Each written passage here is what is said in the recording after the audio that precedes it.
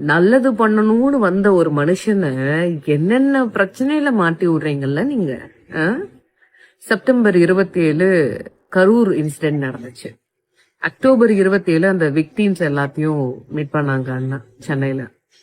November 27 மண்புமிகு Sengottaiyan அவர்கள் டிவிக்கெல்லாம் இணைஞ்சாரு.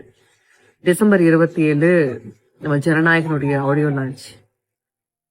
ஜனவரி 27 ஜனநாயகனுடைய case வந்துட்டு விசாரணைக்காக ஃப்ரெஷ்ஷா ஹியரிங்காக வந்தது. பிப்ரவரி 27 டிவோர்ஸ் நியூஸ்.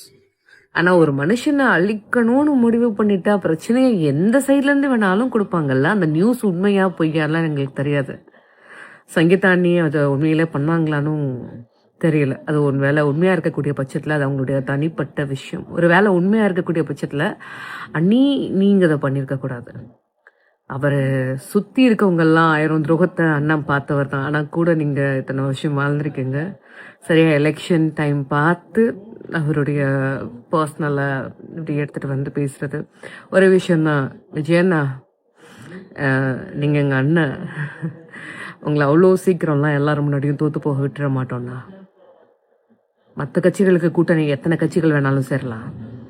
தாவேக்காவுடைய ஒரே அடையாளம், ஒரே நம்பிக்கை நீங்க தான். நீங்க உடைஞ்சு போயிடாதீங்கண்ணா. நாங்க நம்புறோம் உங்களை.